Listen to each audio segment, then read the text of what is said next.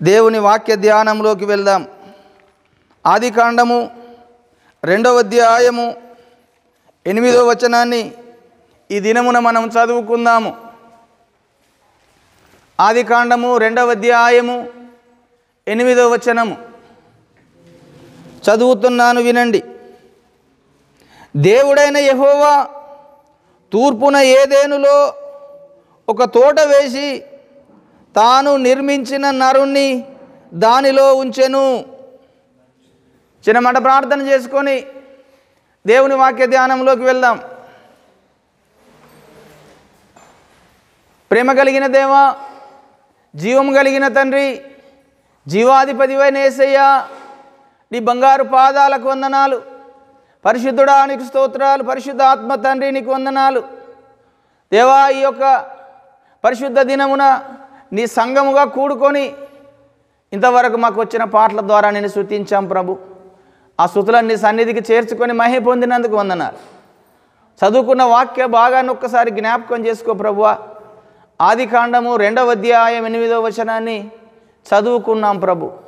ఆ మాటలో దాగి ఉన్నటువంటి అయ్యా జ్ఞానం ఏమై ఉన్నదో, ఆ మాటను లో నుంచి నువ్వేం మాట్లాడగలిగినావో నీ యొక్క స్వరాన్ని మాకు వినిపించండి. వాక్యము నీది, ప్రజలు నీ ప్రజలు కనుక నీ స్వరాన్ని నీ బిడ్డలకు వినిపించమని, నన్ను నీ స్వాధీనంలో ఉంచుకోమని, మానవ మాటలు, మానవ తలంపులు, మానవ ఆలోచనలు మరుగుపరిచి పరిశుద్ధాత్మ తండ్రి నీవు నాలో నుండి నీ వాక్యాన్ని నీ బిడ్డలకు విరిచి వడ్డించుటకు సహాయం చేయమని నన్ను వాక్యాన్ని చేతిలోకి అప్పచెప్పుకుంటూ యేసునామమున ప్రార్థించి అడిగి వేడుకుంటున్నాం తండ్రి, ఆమేన్. హల్లెలూయా. దేవుని పిల్లలారా, చదువుకున్న వచన భాగాన్ని మనం ఒక్కసారి పరీక్షిస్తే, దేవాది దేవుడు,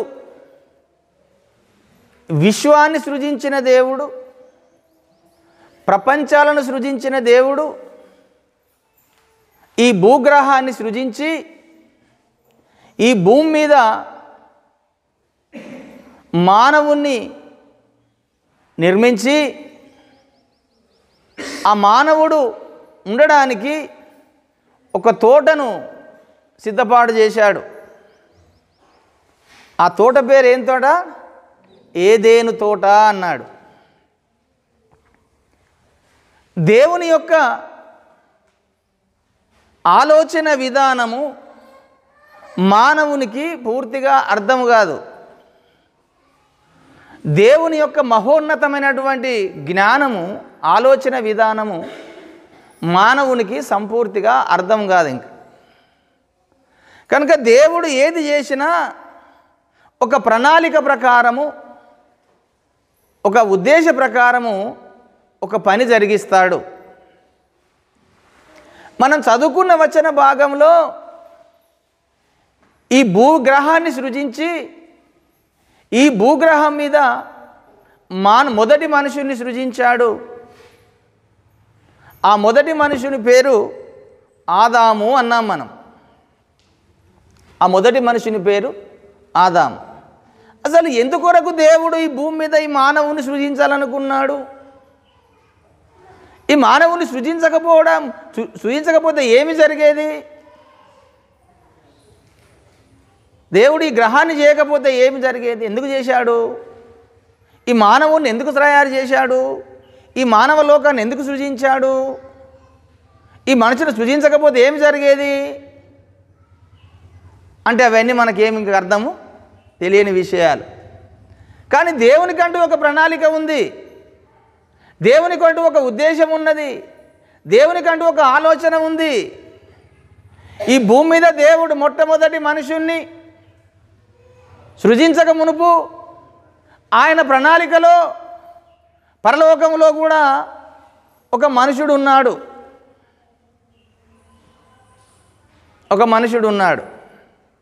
పరలోకంలో కూడా ఒక ఏదెను తోట ఉంది. ఎంతమందికి తెలుసు పరలోకంలో ఒక ఏదెను తోట ఉన్నదని? తెలిసిన వారు చేయలేవట్టండి. పరలోకంలో కూడా ఒక ఏదైనా తోట ఉంది.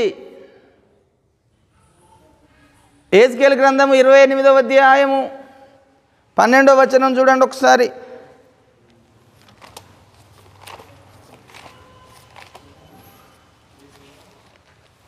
యెహెజ్కేలు గ్రంథము 28వ అధ్యాయం 12వ వచనంలో,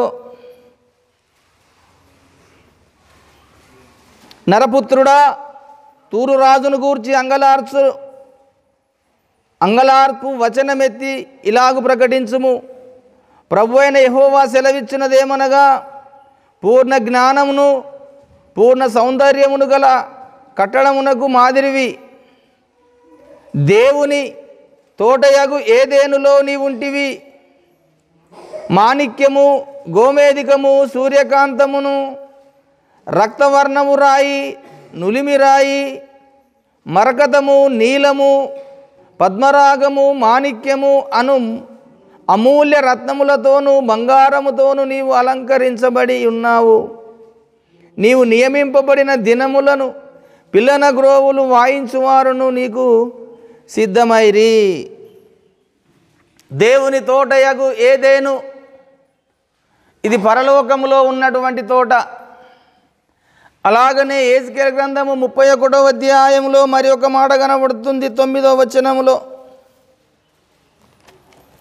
31:9లో మరి ఒక మాట కనబడుతుంది.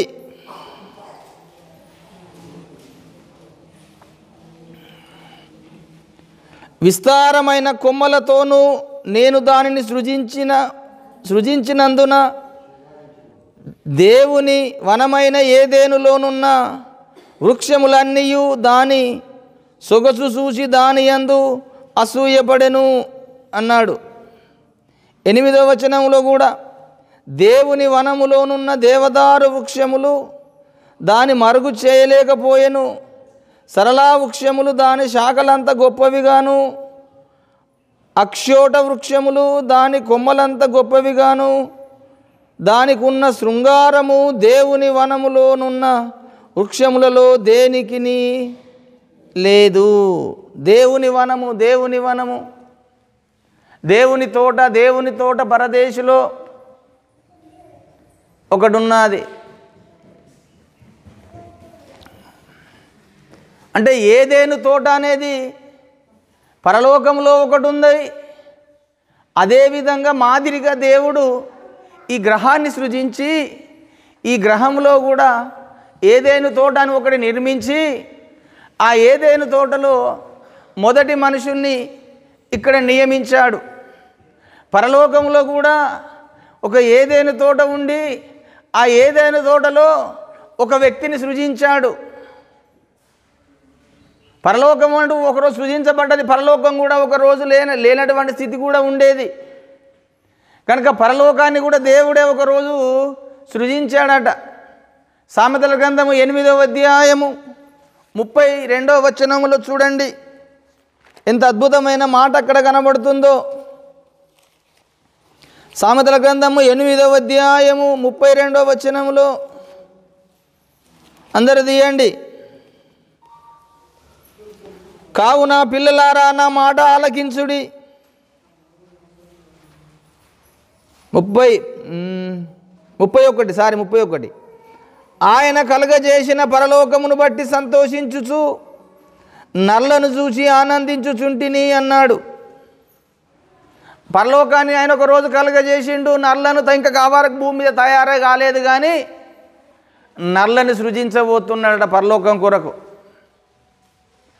అంటే దేవుని యొక్క ఉద్దేశము, దేవుని యొక్క ప్రణాళిక మొదటిగా దేవుని మనసులో అది మెదిలినప్పుడే, దేవుని మనసులో ఉన్నప్పుడే, అది తయారు చేస్తాను అనుకున్నప్పుడే తయారు చేస్తాడు అనుకుంటాడు. కానీ ఇంకా అది పూర్తిగా తయారు కాదు. మనసులో మాత్రం అనుకుంటాడు, నేను పరలోకాన్ని సృజించాను, నేను నల్లను తయారు చేస్తానని. దానికి చాలా సమయము తీసుకున్నది, చాలా కాలం పట్టింది. ఆ కాలము మళ్ళా భూమి మీద నల్లను తయారు చేయడానికి చాలా సమయం పట్టింది. కనుక దేవుని పిల్లారా, మొదట మనకు పరలోకం అర్థమైతే ఈ భూలోకం అర్థమవుతుంది. పరలోకం ఉన్న దేవుడు అర్థమైతే ఈ భూలోకంలో ఉన్న మానవ జాతికి దేవుడు అర్థమవుతాడు. ఆ పరలోకమే అర్థం కాకపోతే ఈ భూలోకం అర్థం కాదు. కనుక దేవుని యొక్క ప్రణాళిక మొదటిగా పరలోకంలో ఆయన కలుగజేసుకున్నాడు. ఆ పరలోకంలో ఒక ఏదైనా తోట ఉన్నది. ఆ ఏదైనా తోటలో మొట్టమొదటిసారిగా ఒక వ్యక్తిని కలుగజేశాడు. తనలో నుంచి బయటకు తీసి కడపటి ఆదామైనటువంటి యేసయ్యని కూడా ఒకరోజు ఆ తోటలో నియమించి పెట్టాడు. దేవునికి స్తోత్రం కలుగునుగాక.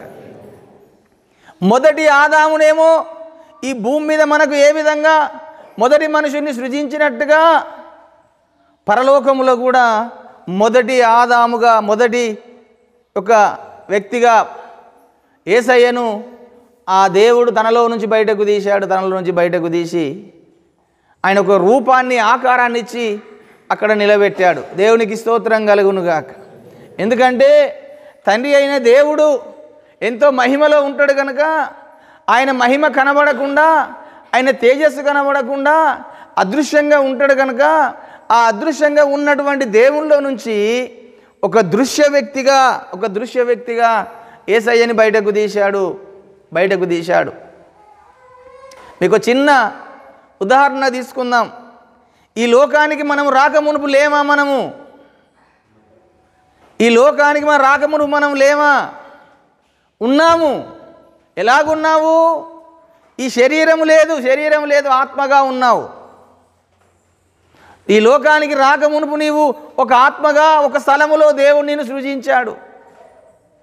ఆ ఆత్మను తీసుకొచ్చి తల్లి గర్భంలో ఒక శరీరాన్ని అమర్చి ఆ శరీరంలోకి ఆ జీవాత్మను పంపినప్పుడు ఆ తల్లి గర్భంలో నుంచి ఈ లోకానికి వచ్చాము. కనుకనే ఈ లోకానికి లేక మునుపు మనం ఒకడ ఉన్నాము. 139వ కీర్తన 14వ వచనం చూడండి. 139వ కీర్తన 14వ వచనంలో ఈ లోకానికి రాకమునుపు మనం ఎక్కడున్నామో అక్కడ కనబడుతుంది. 13 నుంచి చదువుతున్నాను. నా అంతరంద్రియములను నీవే కలుగజేసిదివి, నా తల్లి గర్భమందు నన్ను నిర్మించిన వాడవు నీవే. నీవు నన్ను కలుగజేసిన విధమును చూడగా భయమును ఆశ్చర్యమును నాకు పుట్టుచున్నవి. అందును బట్టి నేను నీకు కృతజ్ఞతాస్తుతులు చెల్లించుచున్నాను. నీ కార్యములు ఆశ్చర్యములు, ఆ సంగతి నాకు బాగుగా తెలిసి ఉన్నది. నేను రహస్యమందు పుట్టిన నాడు, భూమి యొక్క అగాధ స్థలములో విచిత్రముగా నిర్మింపబడిన నాడు, నాకు కలిగిన ఎముకలను నీకు మరుగై ఉండలేదు. హల్లెలూయా. రహస్యమందు ఒక విచిత్రముగా మనం అక్కడ నిర్మించబడి ఉన్నాము. మన ఆత్మలు మొదట ఆత్మలను దేవుడు సృజించాడు. ఆ ఆత్మను తీసుకొచ్చి దానికి ఒక శరీరం కావాలనుకున్నప్పుడు ఈ లోకములో ఆ స్త్రీని సృజించి ఆ స్త్రీ గర్భములో ఈ శరీరము తయారయ్యేటువంటి విధానాన్ని స్త్రీ గర్భములో దేవుడు నియమించాడు. పాతాళములో మనం విచిత్రంగా పడి ఉన్నప్పుడు ఏ విధంగా ఉన్నామో దాని యొక్క రహస్యం మనకు తెలియదు. కానీ తల్లి గర్భంలో నువ్వు రూపింపబడక ముందు ఏ విధంగా రూపింపబడుతున్నావో నీకు తెలియదు. తల్లి గర్భంలో రూపిస్తున్నాడు దేవుడు అంటే ఏ విధంగా రూపింపబడుతున్నావో నీకు తెలియదు. ఆ యొక్క తల్లి గర్భంలో రూపించబడిన నాటి నుంచి తల్లి గర్భంలో నుంచి మళ్ళీ నువ్వు భూమి మీదకి వచ్చినప్పుడు దాన్ని చూసి మురిసిపోతాము, సంతోషపడతాము, ఆనందపడతాం. కనుక తల్లి గర్భంలో తయారయ్యేది శరీరము. ఆ యొక్క భూమి యొక్క అగాధ స్థలములో నీకు తయారయ్యేది నీ ఆత్మ. కానీ మా ఆత్మ మొదట ఉన్నది, తర్వాత శరీరం వచ్చింది. ఆ శరీరం ఉంటేనే నువ్వు ఈ లోకానికి వచ్చావు. అలాగనే విశ్వములో కూడా దేవుడు తన మహిమ తేజస్సులో ఒక కాడ ఉన్నాడు. అదృశ్యంగా ఉన్నాడట ఆయన. ఎవరికి కనబడకుండా అదృశ్యంగా ఉన్నాడు. 1 తిమోతి పత్రిక 1వ అధ్యాయం 17వ వచనంలో 1 తిమోతి పత్రిక 1:17లో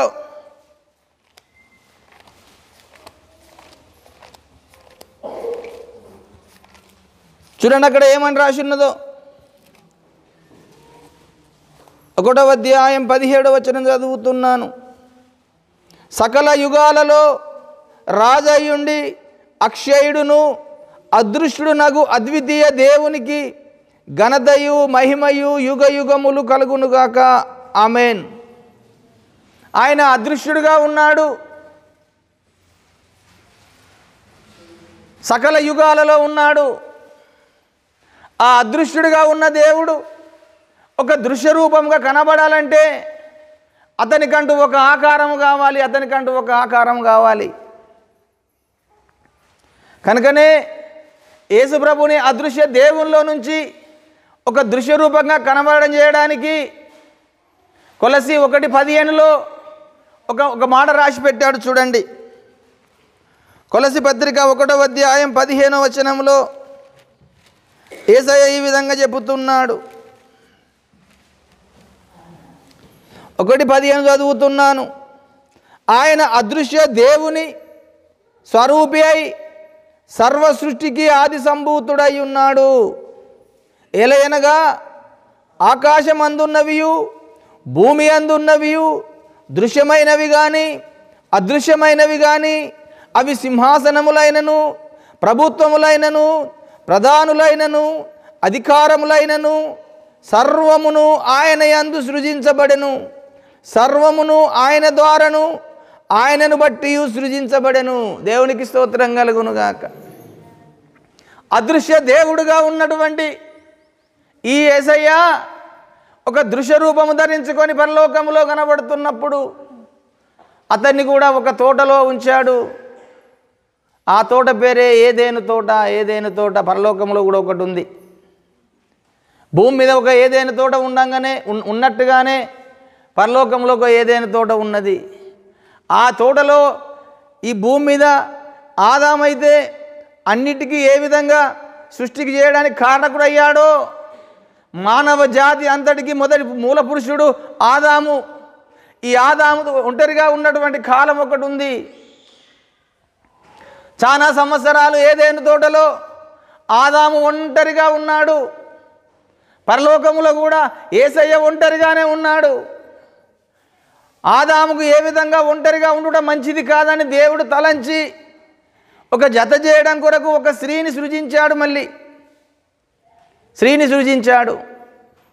ఆ స్త్రీ ఎక్కడికి వెళ్ళి రావాలి అనంటే ఏ ఆదాములో నుంచే రావాలి తప్ప మళ్ళీ ఇంకొక విధంగా వస్తే తన రూపకల్పన విధానం అంతా వేరైపోతుంది. దేవుని యొక్క ప్రణాళిక వేరైపోతుంది.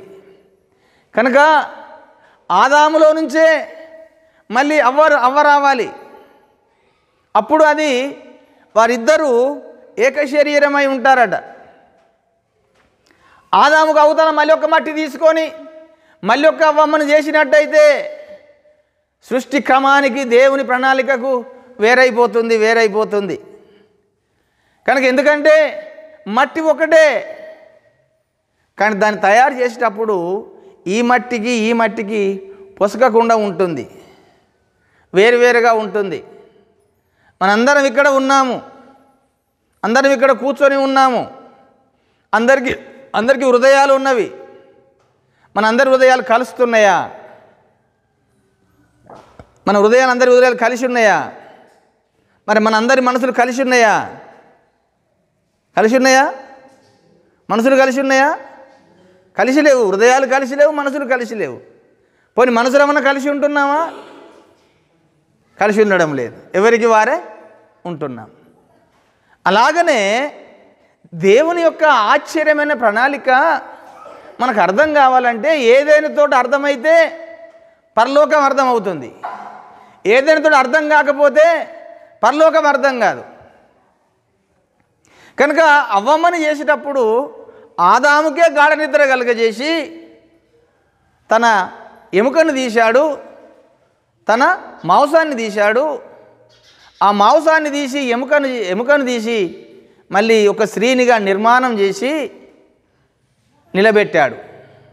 అప్పుడు ఆదాము చూసి అంటున్నాడు, నా ఎముకలో ఒక ఎముక, నా మాంసంలో ఒక మాంసం, ఇది నరుల నుండి తీయబడ్డది కనుక నారి అన్నాడు దాన్ని. అందుకనే ఆ స్త్రీకి అవ్వ అని పేరు పెట్టాడు. ఆదాము ఏమన్నాడు? నారి అన్నాడు. దేవుడేమని పేరు పెట్టాడు? అవ్వ అని పెట్టాడు. అవ్వ అనే పదానికి జనములకు తల్లి అని అర్థం. ఆదాం అనే పదానికి మొదటి మనుషుడు అని అర్థం. కనుక మొదటి మనుషుడు ఈ అవ్వమ్మ కలిస్తేనే ఈ భూమి మీద మానవ జాతి ఉత్పత్తి జరిగింది. వీళ్ళే లేకపోతే, ఆదామవ్వలే లేకపోతే మానవ జాతి ఉత్పత్తి అయ్యేది కాదు. ఈ ఆదామవ్వలలో నుంచే ప్రతి జాతి మనుషులను ఈ భూమి మీదకి పుట్టుకొచ్చారట. మొదటి మనుషుడు ఆదాము, మొదటి స్త్రీ అవ్వ.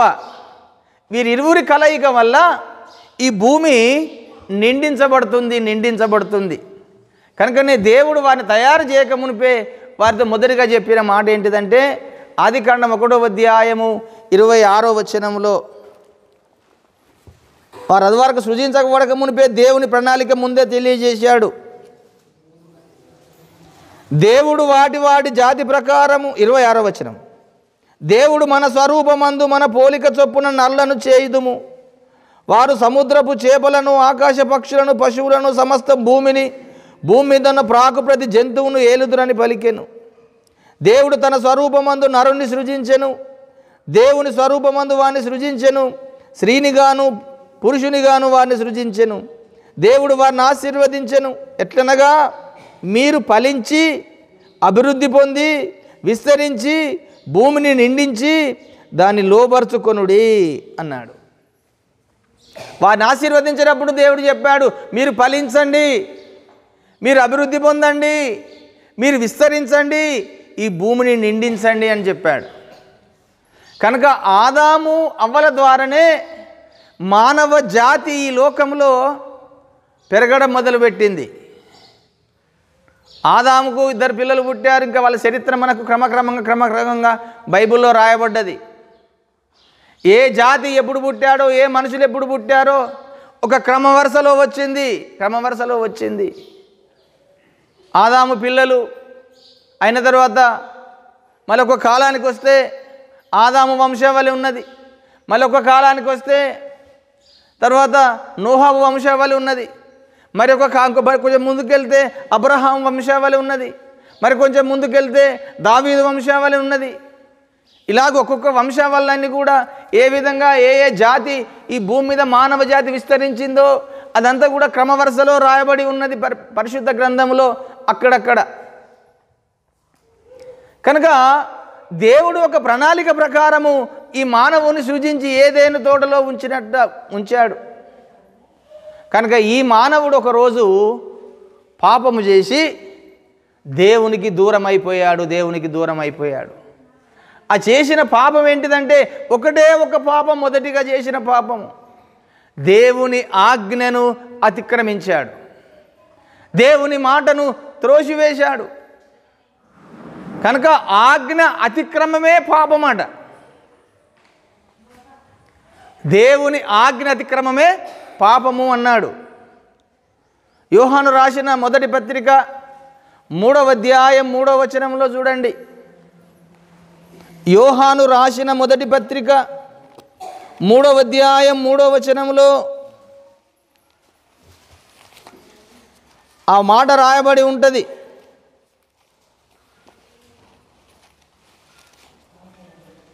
యోహాను రాసిన మొదటి పత్రిక 3వ అధ్యాయం 3వ వచనం చదువుతున్నాను.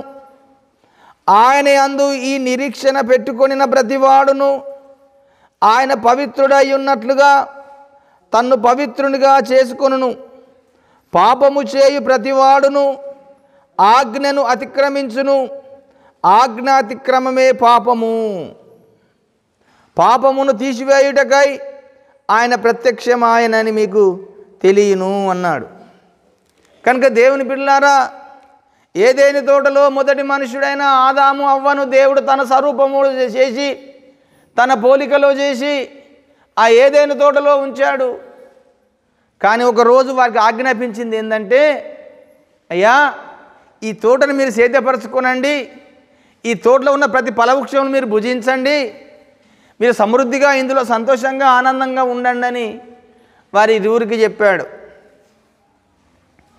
చెప్పి ఒకే ఒక మాట చెప్పాడు అక్కడ, అయ్యా నా పిల్లలారా, ఈ తోట ఫలవృక్షంలో ఉన్నటువంటి ఫలములన్నీ మీరు కూడా తినండి. అదేవిధంగా ఈ తోట మధ్యలో ఉన్న ఒక్క చెట్టు ఉన్నది చూడండి, ఆ చెట్టు ఫలమును మీరు భుజించకండి. ఒకవేళ మీరు ఆ పండు తింటే మీరు చనిపోతారు అని మరణ శాసనాన్ని అక్కడ రాసిండు దేవుడు. ఆదికాండము 2వ అధ్యాయం 17వ వచనములో, ఆదికాండము 2:17లో చెబుతున్నాడు,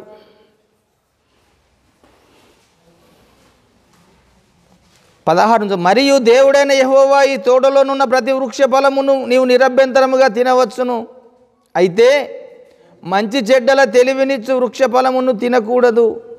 నీవు వాటిని తిను దినమున నిశ్చయముగా చచ్చెదమని నరునికి ఆజ్ఞాపించెను అన్నాడు. మీరు అన్ని తినండి ఈ తోటలో, కానీ ఒక్క ఫలము తింటే మీరు చచ్చిపోతారని మరణ శాసనాన్ని దేవుడు అక్కడ రాసి పెట్టాడు. అప్పుడు మరణ శాసనం అనేది అప్పుడు రాయబడ్డది. మనుషునికి మరణమే లేదు చాలా కాలం, సంవత్సరాలు. దేవుని స్వరూపంలో ఉన్నాడు, దేవుని పోలికలో ఉన్నాడు, దేవుని స్వరంను వినే స్థితిలో ఉన్నాడు, దేవుని చూసే కళ్ళు కలిగి ఉన్నాడు, దేవునితో మాట్లాడే నోరు కలిగి ఉన్నాడు పండు తినంత వరకు. ఎప్పుడైతే దేవుడు చెప్పిన మాటకు విరోధముగా అపవాది ఆ తోటలోకి సంచరించి, ఆ తోటలోకి ఒకరోజు ఒక దుష్టుడు వచ్చాడండి. ఈ దుష్టుడు ఎక్కడికి వెళ్ళి వచ్చాడు అంటే, దుష్టుడు ఈ తోటలోకి రాక మునుపు ఆడు కూడా పరలోకంలో యేసయ్య ఏదైనా తోటలో ఉన్నప్పుడు ఆ తోటలో కూడా వాడు కూడా అక్కడనే ఉన్నాడు. వాడు ఈ భూమి మీదకి రాక మునుపు పరలోకంలో ఉన్నాడు, దేవుని దగ్గరనే ఉన్నాడు, దేవుని కార్యములన్నీ జరిగించుకుంటూ ఉన్నాడు, దేవునికి మంచివాడుగా ఉన్నాడు, దేవునితో కలిసి నడిచాడు, దేవుని ఆరాధించాడు, దేవుని ఘనపరిచాడు, దేవుని మహిమపరిచాడు. దేవుడు మనకు చాలా ఐశ్వర్యం ఇచ్చాడు, జ్ఞానం ఇచ్చాడు, అభిషేకం ఇచ్చాడు. దేవుని తోటలో ఒక స్థలములో అతడు కూడా ఉన్నాడు. ఆ స్థలం పేరు కాలుచున్న రాళ్ళ మధ్యలో సంచరిస్తున్నాడట. తనకు కూడా ఒక స్థలం ఉన్నది పరలోకంలో. కాలుచున్న రాళ్ళ మధ్యలో ఒక పెద్ద పర్వతం ఇచ్చాడు. ఆ పర్వతం మీద, బిడ్డ కుమారుడా, ఇదిగో ఇక్కడ నీకు స్థలం ఇస్తున్నాను, ఈ స్థలంలో నీ ఉండు అని అతనికి ఆజ్ఞాపించి ఆ స్థలంలో ఉండుమని చెప్పాడు. ఆ స్థలంలో వండుకుంటూ దేవుని చేత అభిషేకించబడి దేవుని జ్ఞానమంతా సంపాదించుకొని దేవునితో నడిచినటువంటి వ్యక్తి, ఆరాధించినటువంటి వ్యక్తి కొంతకాలానికి తనలో కూడా ఒక దురాశ కలిగింది. దేవుని దగ్గరనే ఉండి దేవునితో నడుచుకుంటూ దేవునితో ఉన్నటువంటి ఆ వ్యక్తికి ఒక దురాశ కలిగింది. కనుక దురాశే పాపము ధరించి పాపము మరణంలోకి తీసుకొస్తుందట. ప్రతి ఒక్క మొట్టమొదటి మనుషునికి కలిగేది దురాశ అనగానే చెడ్డ ఆశ నీ హృదయంలో ఎప్పుడైతే కలుగుతుందో అప్పుడే నీకు తెలియకుండానే దుష్టుడు నీలోకి ఎంటర్ అయిపోతాడు. నీకు తెలియకుండానే పాపం నీలోకి ఎంటర్ అయిపోతుంది. పాపం ద్వారా మరణంలోకి నువ్వు వెళ్ళిపోతావు. కనుకనే యాకోబు పత్రిక 1వ అధ్యాయం 15వ వచనంలో ఆ మాట రాయించి పెట్టాడు దేవుడు. చూడండి, యాకోబు పత్రిక 1వ అధ్యాయము 15వ వచనము.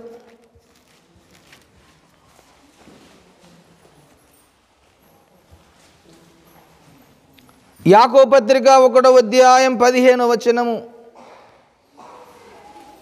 దురాశ గర్భము ధరించి పాపమును కనగా పాపము పరిపక్వమై మరణమును కనును అన్నాడు. దురాశ అనేది వానిలో కలిగింది. ఎలాంటి దురాశ అది అంటే, నేను కూడా దేవునితో సమానున్నే, నాకు దేవుని జ్ఞానమంతా తెలుసు, నాకు కూడా పరలోక మర్మాలన్నీ తెలుసు, విశ్వ రహస్యాలన్నీ తెలుసు, విశ్వ మర్మాలని నాకు తెలుసు. ఎందుకంటే దేవుడు విశ్వంలో ప్రపంచాలకు వెళుతున్న సందర్భంలో దేవునితో పాటు ఇతడు కూడా ప్రపంచాలని సంచరించి తిరిగే అటువంటి వాడు కనుక ఏ ప్రపంచంలోకి వెళ్ళి దేవుడు అక్కడ వాక్యాన్ని బోధిస్తుంటే, వారితో మాట్లాడుతుంటే, వారికి దేవుని మాటలు వినిపిస్తుంటే అవన్నీ కూడా వాడు విన్నాడు దేవుని దగ్గర. కనుక కొంతకాలానికి నేను కూడా దేవుడనే, అలాంటి నాకు కూడా అంత శక్తి ఉన్నది, నాకంత బలం ఉన్నది అని దేవునితో సమానునిగా చేసుకున్నాడు అతడు. వాని గురించి యెహెజ్కేలు గ్రంథం 28వ అధ్యాయంలో ఏమని చెబుతున్నాడో చూడండి. 2వ వచనం చదువుతున్నాను. నరపుత్రుడా, తూరు అధిపతితో ఇలాగు ప్రకటించుము, ప్రభువు యెహోవా సెలవిచ్చినదేమనగా, గర్విష్ఠుడవై నేనొక దేవతనైనట్టు సముద్రము మధ్యను నేను ఆసీనుడై ఉన్నాను అని నీవు అనుకొనుచున్నావు. నీవు దేవుడవు కాక మానవుడవై ఉండియు దేవునికి తగినంత అభిప్రాయము కలిగి ఉన్నావు. నీవు దానియేలు కంటే జ్ఞానవంతుడవు, నీకు మర్మమైనదియు లేదు. నీ జ్ఞానము చేతను నీ వివేకము చేతను ఐశ్వర్యము నొందితివి. నీ ధనాగారములలోనికి వెండి బంగారములను తెచ్చుకొంటివి. నీకు కలిగిన జ్ఞానాతిశయము చేత వర్తకము చేతను నీవు విస్తారమైన ఐశ్వర్యమును సంపాదించుకొంటివి అని ఇవన్నీ చెప్పి 14వ వచనంలో మళ్ళీ చెబుతున్నాడు.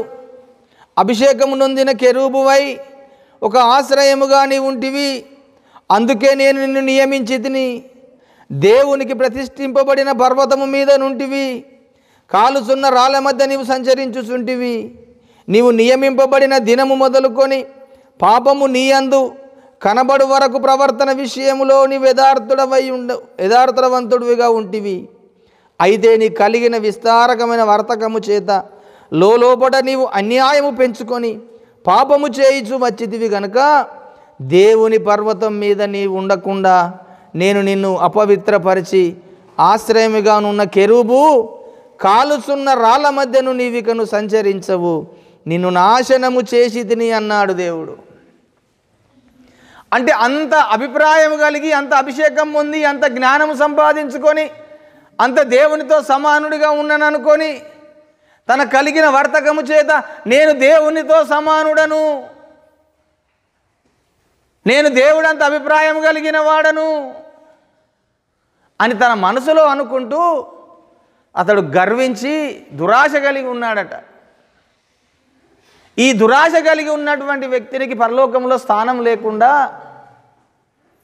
అక్కడి నుంచి దేవుడు అతన్ని త్రోసివేశాడు. కనుక ఈ పరలోకంలో ఏ విధంగా ఇద్దరున్నారో, దేవుని పరలోకంలో ఒక దిక్కు యేసయ్య ఉన్నాడు, ఒక దిక్కు వీడు దేవునితో సూచించబడిన కెరూబుగా ఉన్నాడు. కానీ కెరూబును అక్కడి నుంచి దూరపరిచాడు, త్రోసివేశాడు. ఎక్కడికి త్రోసివేశాడు? భూగ్రహాన్ని సూచి భూమి మీదకి త్రోసివేశాడట. ప్రకటన గ్రంథం 12వ అధ్యాయము 7వ వచనములో, ప్రకటన గ్రంథము 12వ అధ్యాయం 7వ వచనములో, పరలోకంలో ఒక యుద్ధం జరిగిందండి. ఆ యుద్ధములో మికాయేలుతో యుద్ధం చేసి యుద్ధంలో గెడవలేక వాడు ఓడిపోయాడు. ఆయన సైన్యం అంతా ఓడిపోయింది. అంతటా పరలోకమందు యుద్ధము జరిగెను. మికాయేలును అతని దూతలను ఆ ఘటసర్పముతో యుద్ధము చేయవలెనని ఉండగా ఆ ఘటసర్పము దాని దూతలను యుద్ధము చేసిరి గాని గెలవలేకపోయిరి. కనుక పరలోకమందు వారికి ఇక స్థలము లేకపోయెను. కాగా సర్వలోకమును మోసపుచ్చుచు అపవాదనియు సాతాననియు పేరు కలిగిన ఆది సర్పమైన ఆ మహాఘట సర్పము పడదోయబడెను. అది భూమి మీద పడదోయబడెను, దాని దూతలు దానితో కూడా పడదోయబడిరి అన్నాడు. ఇంకా వానికి స్థలము లేదు, వాని దూతలకు స్థలము లేకుండా వారందరినీ త్రోసివేశాడు భూమి మీదికి. ఈ భూమి మీదకి వచ్చి అవ్వమ్మతో మాట్లాడుతూ అవ్వమ్మతో మోసం చేయడానికి దేవుడు నియమించినటువంటి ఆ పండు తినవద్దని దేవుడు చెబితే దాన్ని తినడానికి ప్రేరేపణ కలుగజేశాడు. ఆ అవ్వమ్మ దగ్గరికి వెళ్ళి ఆదాము అవ్వమ్మ దగ్గర లేని సమయంలో వెళ్ళి ఒంటరిగా చూసడం వెళ్ళి ఆ అవ్వమ్మతో మాట్లాడుతూ, దేవుడు మీకు ఈ తోటలోని సమస్త ఫలవృక్షములు తినమని చెప్పాడు. మీరు తింటే చస్తారని చెప్పాడు. అయితే మీరు సావరు. ఆ ఒక్క అబద్ధం మాట చాలండి. ఈరోజు మనిషిని స్వభావం ఎలాగున్నదంటే 100 మంచి మాటలు మాట్లాడినప్పుడు అతన్ని గురించి ఏమి ఎక్కువగా అనరు, కానీ ఏదైనా చిన్న ఒక మాట చెడ్డ మాట పలకగానే ఆ చెడును త్వరగా క్యాచ్ చేస్తారు. 100 మంచి మాటలు పలికినప్పుడు సంతోషపడతారు, కానీ ఒక చెడ్డ మాట తన మనసులో ఒక మాట పలికినప్పుడు దాన్ని పట్టుకొని చూసినవా ఎట్లా మాట్లాడుతాడో అని ఆ చెడును త్వరగా క్యాచ్ చేసే స్వభావము ఇంకా మానవుల్లో ఉన్నది.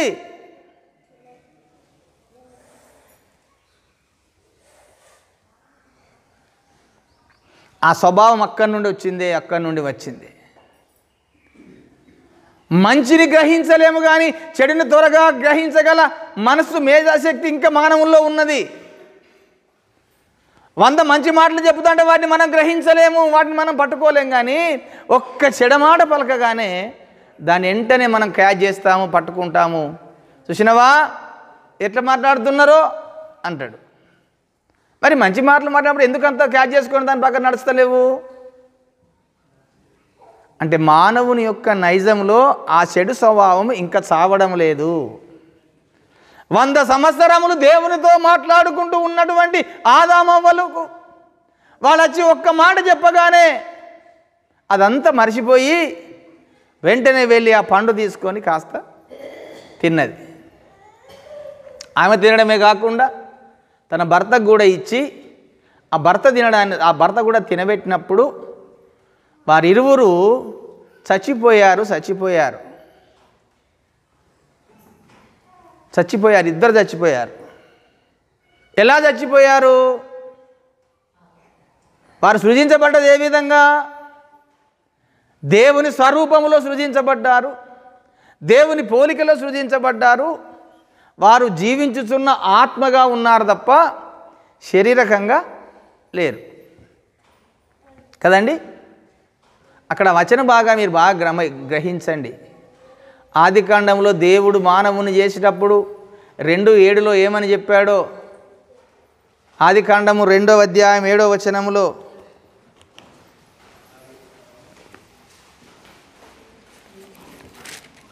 ఆ వచన భాగాన్ని చూస్తే, పరిశోధిస్తే మనకు అర్థమైపోతుంది. దేవుడైన యెహోవా నేల మట్టితో నరుని నిర్మించి వాని నాసికారంధ్రాలలో జీవవాయువును ఊదగా నరుడు జీవాత్మ ఆయను అన్నాడా, జీవ శరీరం అన్నాడా? జీవాత్మ ఆయను అన్నాడు. ఇప్పుడు చచ్చిపోయినది ఏంటిది? ఆత్మ చచ్చిపోయి ఏం బ్రతికింది? శరీరం బ్రతికింది. కనుక పాపం అనేది, ఎందుకంటే నువ్వు చచ్చిపోతావన్న మాట ఎప్పుడు అబద్ధం కాదు. దేవుని యొక్క స్వరూపంలో ప్రతి మనుషుని యొక్క ఆత్మ చచ్చిపోయిన స్థితిలోనే ఉంది. శరీరం కేవలం బ్రతుకుతుంది. ఈ శరీర స్వభావము, శరీర కోరికలు, శరీర ఇచ్చలు ఎక్కువగా పుడుతున్నాయి. కనుక శరీర కోరికలని మనము తీర్చుకోవడం కొరకే ఈ లోకంలో బ్రతుకుతున్నాం, కానీ నీ ఆత్మను ప్రతివాని ఆత్మ చచ్చిపోయి ఉన్నది. కనుక పాపం వల్ల వచ్చు జీతం మరణం, అంటే పాపం ద్వారా మరణం వచ్చేసింది లోకంలో. కంటే మనుషుని యొక్క ఆత్మ చచ్చిపోయిన స్థితిలో ఉంది. ఆ చచ్చిపోయిన మనుషుని మళ్ళీ బ్రతికించాలంటే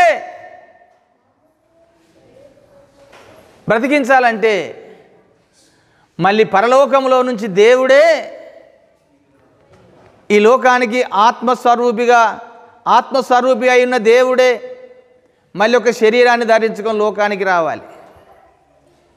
కనుకనే దేవుడు ఎంతో జ్ఞానంతో మొదటి మనుషుణ్ణి ఇక్కడ భూమి మీద సృజించి ఏదైనా తోటలో ఉంచాడు. కడపటి ఆదామైన యేసయ్యను సృజించి పరలోకములో ఉంచాడు. కనుక పరలోకములో ఆత్మస్వరూపిగా ఉన్న దేవుడు ఒక శరీరమును ధరించుకొని లోకానికి రావలసి వచ్చింది. కనుకనే యేసయ్య కూడా ఆ రెండు విషయాలు మాట్లాడేటప్పుడు యోహాను సువార్త 3వ అధ్యాయంలో ఒక అద్భుతమైన మాటను యేసయ్య మనకు మాట్లాడాడు. అక్కడ యోహాను సువార్త 3వ అధ్యాయంలో యేసయ్య ఒక అద్భుతమైన మాటను మాట్లాడాడు.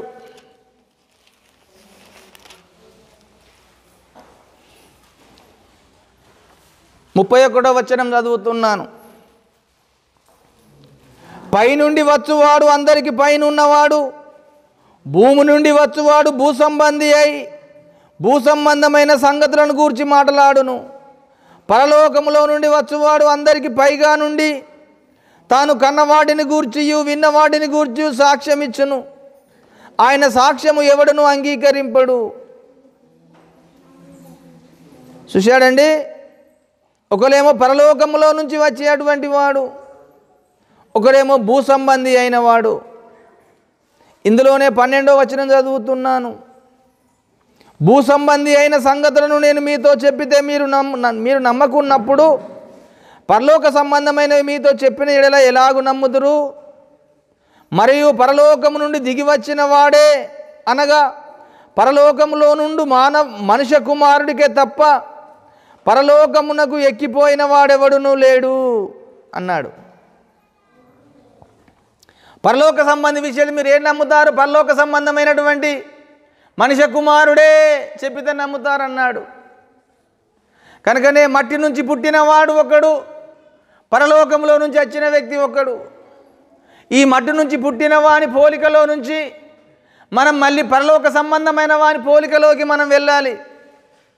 ఈ మట్టిలో పుట్టినటువంటి మానవుడు పాపము చేసి పాపాన్ని లోకానికి తీసుకొచ్చి మరణాన్ని లోకానికి తీసుకొచ్చినప్పుడు ఆ పరలోకములో నుంచి పాపము లేనివాడుగా పాపరహితుడుగా ఈ లోకానికి వచ్చి చనిపోయిన మానవుని ఆత్మను మళ్ళీ తిరిగి బ్రతికించడం కొరకు ఆయన ఈ లోకానికి వచ్చాడు.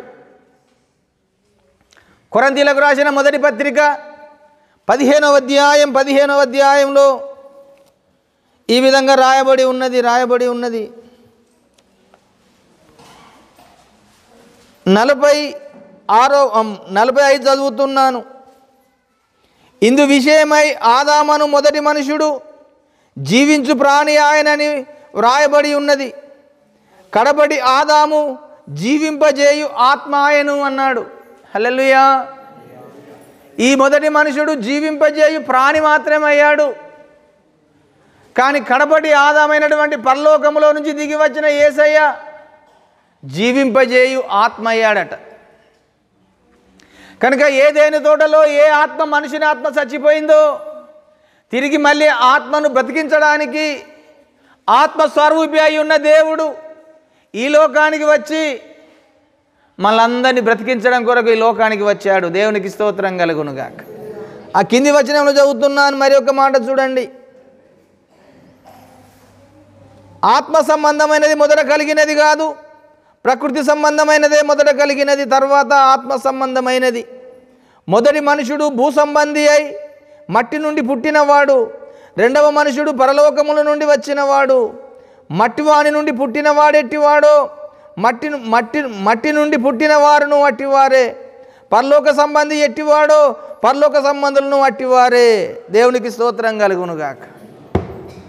మనం మట్టి నుండి పుట్టిన వాని పోలికలో నుండి మహిమ స్వరూపి వాని దేవుని పోలికలోకి మార్చబడుతున్నాము. ఈ దేవుని స్వరూపంలో దేవుని పోలికలో మనం మార్చబడుతూ పరలోకములో ఉండే ఏదైనా తోటలో కడపటి ఆదామునకు భార్యగా మనం ఇక్కడ తయారు కావాలి. దేవునికి స్తోత్రం కలుగునుగాక. ఈ లోకములో ఆదాములో నుంచి అవ్వమ్మను ఏ విధంగా తీసినట్టుగా విశ్వ ప్రపంచానికి నట్ట నడుమ ఉన్నటువంటి ఈ భూగ్రహంలో నుంచే తండ్రి అయిన దేవుడు తన కుమారునికి ఒక స్త్రీ కావాలని ఆయన ఉద్దేశం కలిగి, ఒక ప్రణాళిక కలిగి మానవ జాతిని సృజించాడు. ఈ మనుషులు పరిశుద్ధంగా లేకుండా చేసి పాపములో పడేస్తే ఎవడు కూడా పరలోకానికి వెళ్ళాడు, పరలోక రాజ్యానికి వెళ్ళాడు. ఎవడు కూడా తనకు భార్యగా ఉండడు కనుక పరలోకం అంతా ఖాళీగా ఉంటుంది.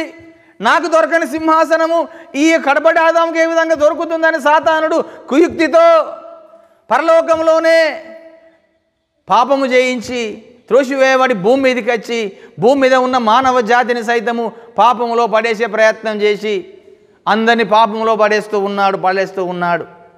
కనుక పాపం చేసిన వాడు ఎవడు కూడా పరలోక రాజ్యానికి వెళ్ళాడు. కనుక ఆ పాపాన్ని తీసుకొచ్చి పెట్టాడు. కనుక మనిషిని పాపము నుంచి విడిపించి వాడిని పరిశుద్ధునిగా చేసి మళ్ళీ వాని ఆత్మను బ్రతికించి యేసయ్యకు పరలోకములో ఉండే ఏదైనా తోటలో మనందరినీ తనకు సాటి అయిన సహాయకురాలుగా, తనకు భార్యగా చేయడానికే యేసయ్య ఒక అద్భుత రీతిగా మళ్ళీ లోకానికి వచ్చి తన రక్తాన్ని చిందించి ఆ రక్తంలో మానవుని పాపములకు ప్రక్షాళన చేసిండట. పాపములకు ప్రక్షాళన చేసిండు, పాప విముక్తి చేసిండు, పాపము తీసేసిండు రక్తంలోనే. ఆదామునైతే ఏ పక్కటెముకలో నుంచి మాంసాన్ని బొక్కను తీసినట్టుగా యేసయ్య రక్తము, యేసయ్య శరీరముతో మనల్ని కొనుక్కొని అప్పుడు అక్కడ మనల్ని ఆ భార్యగా చేయడం కొరకు ఒక ధన్యత కలిగి ఉన్నాడు. హల్లెలూయా. పరలోకంలోకి మనం అందరం వెళ్ళిన తర్వాత మనందరినీ ఏ విధంగా చూస్తారంటే పరలోకంలో ఉన్నటువంటి కోటాను కోట్ల జన సమూహం అంతా ఆశ్చర్యపోతారు. అయ్యా వీరందరూ ఎక్కడి వారు, ఎక్కడికి వెళ్ళి వచ్చిన వారు అంటే వీళ్ళు భూగ్రహములో నుంచి వచ్చిన వారు. ఇక్కడికి ఎలా వచ్చారు? యేసయ్య రక్తంలో కడుక్కొని రక్తం ద్వారా కొనబడిన వారు అన్నాడు. కనుక ఆయన శరీరమే మనం తింటున్నామంటే ఆయనకు సాటి అయినటువంటి వారం మనమే ఈ భూలోకంలో నుంచి వెళ్ళాలి. అది ఎంతో అద్భుతమైనటువంటి దేవుని ప్రణాళిక, దేవుని యొక్క ఆశ్చర్యమైనటువంటి కార్యం.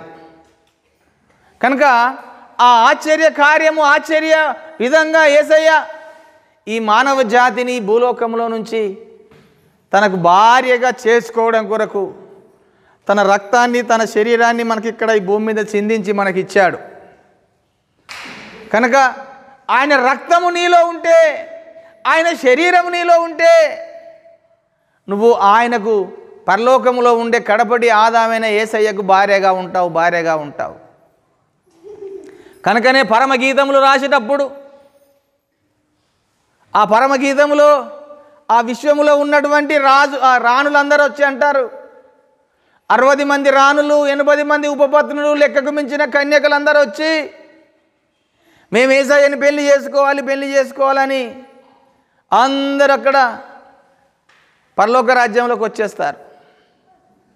అప్పుడు అందరిలో ఉంచి యేసయ్య ఈ భూలోకంలో ఉన్నటువంటి కన్యకైన సంఘాన్ని చేసుకుంటాడు తప్ప విశ్వంలో ఉండేవారిని ఎవ్వరు కూడా చేసుకోడు. ఎందుకంటే వారిలో యేసయ్య రక్తం లేదు, యేసయ్య శరీరం లేదు. కనుకనే యేసయ్య పక్కటెముకలో బల్లెపోట్లు వడవబడ్డాడు, రక్తం అంతా చిందించబడ్డది శిలువ మీద. కనుక ఆదాము పక్కటెముక, అవ్వమ్మ ఏ విధంగా అయిందో యేసయ్య పక్కటెముక ఈ భూమి మీద ఉన్న సంఘమే.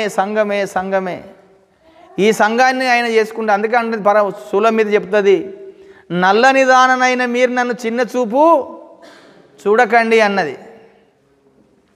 వాళ్ళందరూ వస్తుంటే మీరు నన్ను చిన్న చూపు చూడక నల్లని దానని, నేను సూర్యుని ఎండ దెబ్బ తగిలిన దానను అన్నది. దేవునికి స్తోత్రం కలుగునుగాక. చూడండి, పరమగీతములు 1వ అధ్యాయం 5వ వచనములు అనుకుంటా. పరమగీతములు 1వ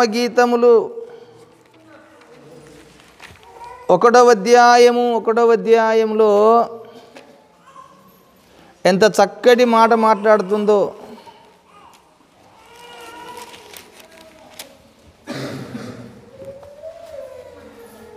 1:5లోనే, యెరూషలేము కుమార్తెలారా, నేను నల్లని దాననైనను సౌందర్యవతురాలను, కేదారు వారి గుడారముల వలెను సొలొమోను నగరుల తెల్ల వలెను నేను సౌందర్యవంతురాలను.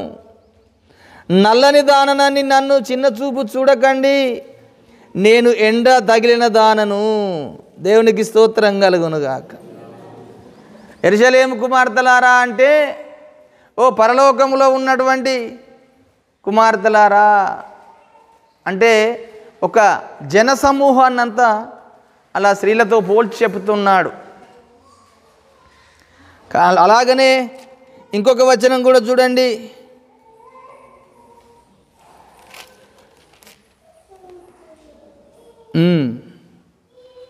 6వ అధ్యాయం 1వ వచనములోను, స్త్రీలలో అధిక సుందరి వగుదానా, నీ ప్రియుడు ఎక్కడికి పోయెను అన్నాడు. స్త్రీలలో అధిక సుందరి వగుదానా, షూలమ్మితి అని పొగుడుతున్నాడు పరమగీతాలలో.